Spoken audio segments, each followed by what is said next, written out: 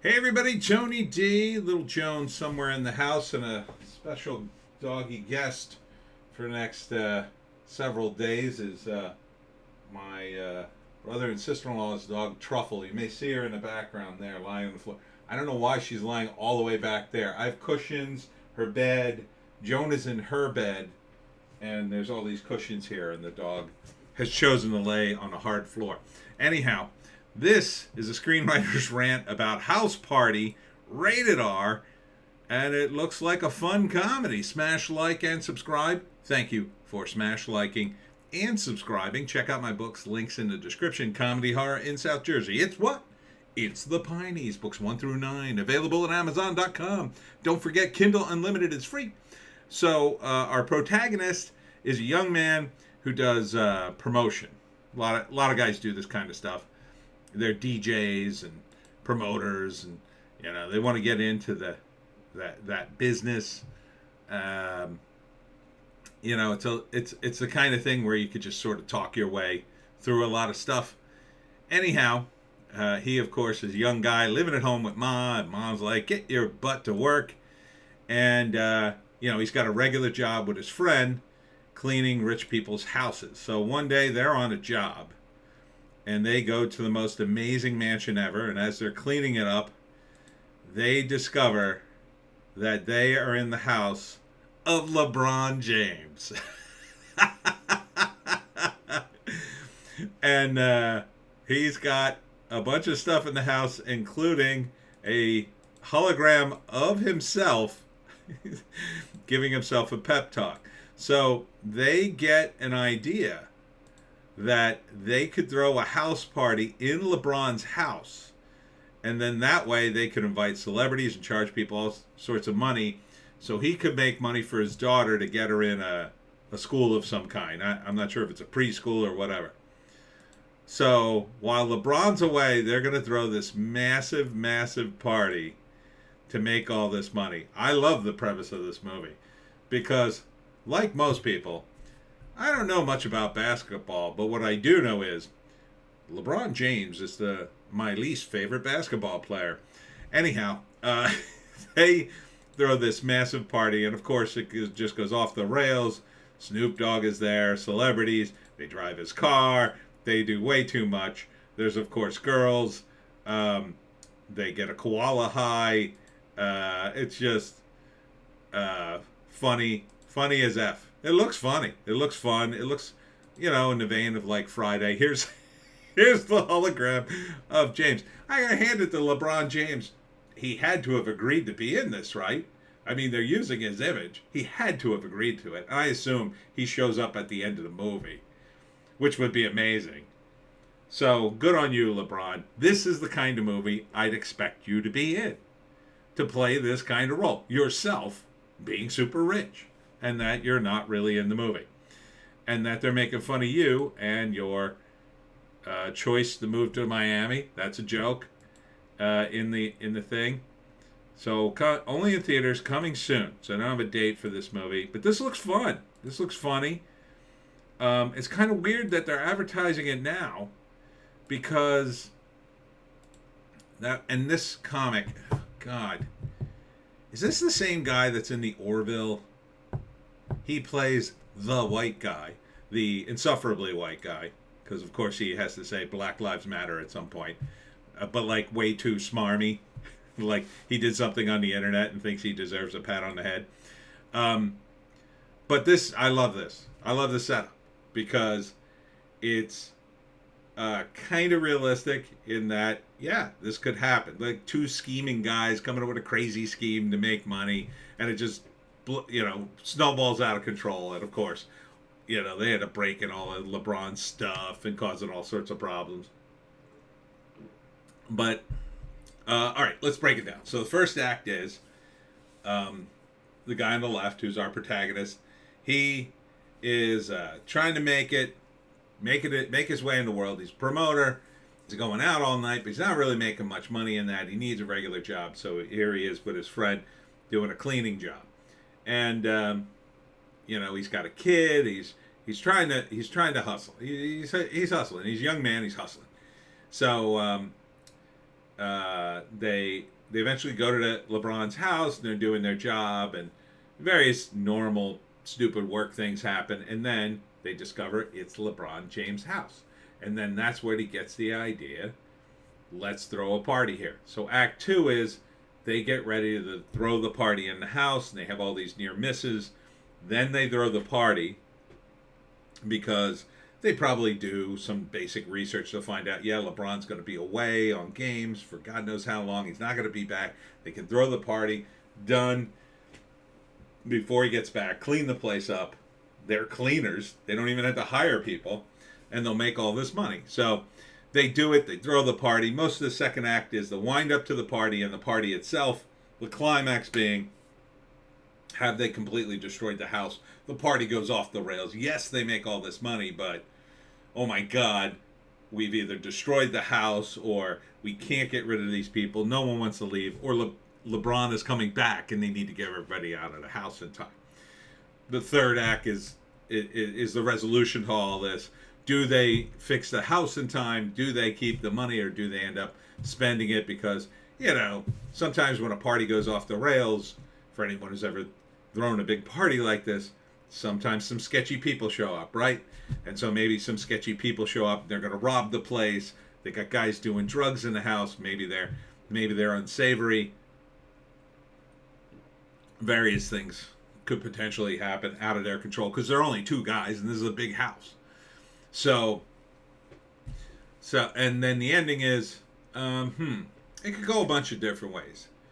The happiest ending, which is the likely ending, is they do get caught, but they manage to just fix things enough and still walk away with enough money that, you know, he's able to help his daughter. Something like that, right? But they just barely get away with it. The more sort of less happy ending, but pretty happy ending is they get away with it, but they end up spending all the money or it gets stolen. So they end up making nothing, but they're not in trouble. The more comedic way would be to like totally get caught.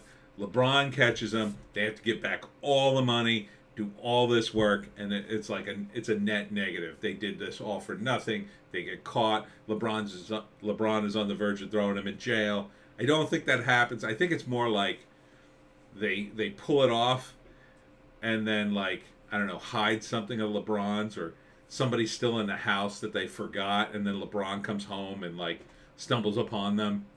Maybe the koala that's really high and goes nuts and attacks LeBron. I don't know. Does LeBron have a koala, or is that like something I assume that's something they made up for the movie. So I like it. I like the premise. And LeBron James is perfect for this role. He's absolutely perfect because I want to see his house wrecked. I want to see his house wrecked. They're making fun of LeBron. So, you know, again, LeBron would have had to sign off on this. So this is a little self-deprecation. So you got to give the guy some credit. This was the problem with Space Jam. Okay? Shouldn't have done that movie. At least not first. If he had done this first, might have made him more cool. But see, he did Space Jam coming off of like a bunch of stupid comments, I feel, and his general reputation, which wasn't all that humble. Like, there is a way to pull off I'm the greatest to ever walk the face of the earth. Like Muhammad Ali was able to pull that off, and still people liked him. LeBron could never pull that off. He was always people kind of disliked him for whatever reason. And you could say maybe that's some of the sports media disliking him. I kind of think it's on him, because I kind of think his ego would get the better of him. Like when he got asked something about a book he was reading about Malcolm X, and had the book in his hand in the locker room, and it, like, if you watch the video, it feels like there's no way he's read this book. He just has it. And he could have just said, oh, I haven't read it yet, but, you know, I got it here. I'm really psyched about reading it. But instead, I think he lied, and then somebody asked him a more pointed question, and, like, he kind of gave him a half-ass answer, which leads you to believe he didn't read it at all yet. Anyhow. But, again, I'm not I'm not trying to dump on LeBron. I have to give him credit for greenlighting this movie because this is funny. This is self-deprecating in terms of him, and I think I think this is a good premise for the movie. Now I don't know this actor. Is he a comedian? Maybe. Um, the only celebrity is Snoop Dogg, which at this point is kind of like, for this kind of movie, it's like, yeah, call Snoop Dogg. But I would have liked to have seen maybe a couple more celebrities. But other than that, it looks funny. I would totally watch this movie. I like these kinds of movies because it's not, it's low stakes, which to me, for comedy, makes it almost higher stakes. And yes, they're going big, but it can still be very much grounded in a reality, like reality. And at the same time, the stakes can get totally out of control without making it like, without adding like Martians or vampires or anything crazy like that, if you know what I mean. Without like throwing in like the cartel or something. You can make this just a crazy night. And it feels like you're at the party. Like it feels like you helped throw the party with these guys. You're being brought along in the planning stages, and the scheme makes you want these guys, because they set it up right. He's not doing it for himself just to be greedy. He's doing it for his daughter. So you want them to succeed. So it's like, oh God, let this work, because you're kind of like imagining yourself, if you did this, could you pull it off, right? You want to put yourself in the role of the protagonist, and that's why I think these kinds of movies are fun. Now the name House Party sounds very familiar. When I saw it, I thought, is this a remake? Because wasn't there a House Party movie before? Are they co-opting the name or remaking this movie? I don't think they are. Or am I thinking of a different name with the word party in it? I'm not sure. Okay. So here's the synopsis here. Oh, it's a remake to the fan favorite 90s classic. I thought they already used this title. From New Line Cinema, aspiring club promoters, best buds Damon, Tossin Cole, and Kevin Jacob Lattimore are barely keeping things together, and that comes across in the trailer. Out of money, down on their luck, and about to lose the roofs over their heads, and freshly fired from their low-fit jobs as house cleaners. That they didn't show, but okay. The pair needs a huge windfall to make their problems go away.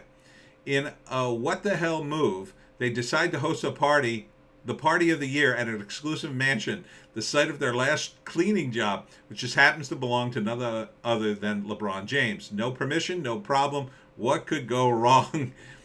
How about a time-traveling DJ? Unpredictable security, runaway guest list, one borrowed Lamborghini, angry rival promoters, a stolen championship ring, escalating property damage, and angry locals. I don't know about the time-traveling DJ. That's weird. But also outrageous ride stacked with double-take cameos and timeless throwback tracks. R-rated comedy with two friends worth cheering for. So they didn't make this movie before. But that wasn't the plot the first time, obviously, because it was in the 90s and LeBron James wasn't around. God, was this the one with Kid and Play? I'm almost sure. That's what I thought it was when I saw this to begin with. Now I gotta look it up. All right, let's look up the original House Party. Was that it? Because that had nothing to do with it. House Party. Yeah, 1990. Yeah, it was Kid and Play. But I don't think they were in.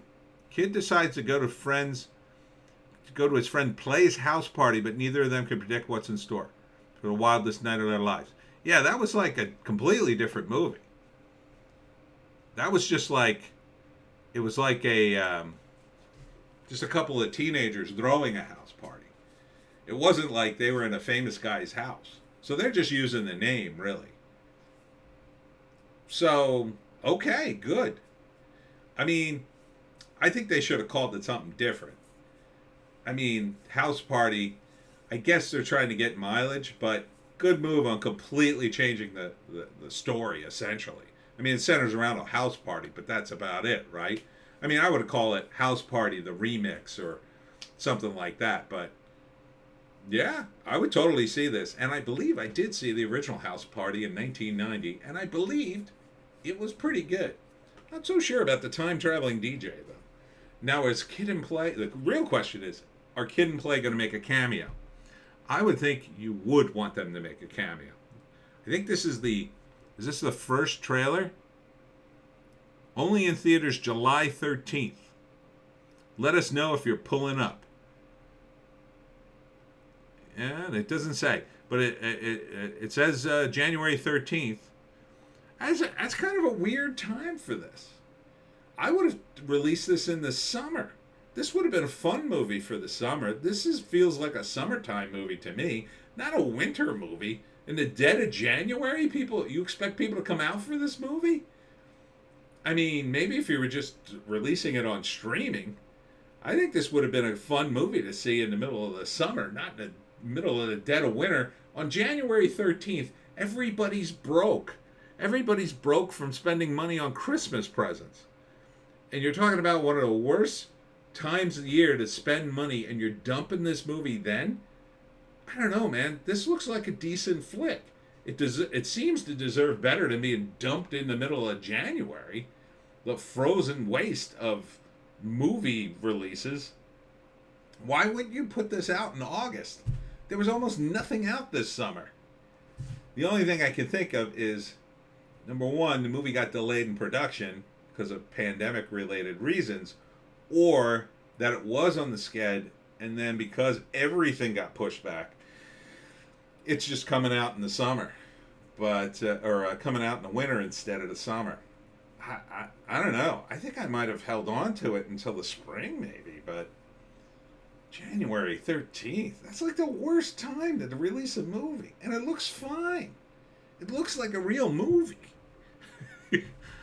All right, I may have to go see it in the dead of winter, assuming we're not all dead by then. Anyhow, that's it for me, Tony D, and the various dogs behind me. Check us out on Odysee, Bitchute, and Rumble for our more based takes. Check out the live stream today. It went 2 hours. Good live stream. And we'll see you in the next one.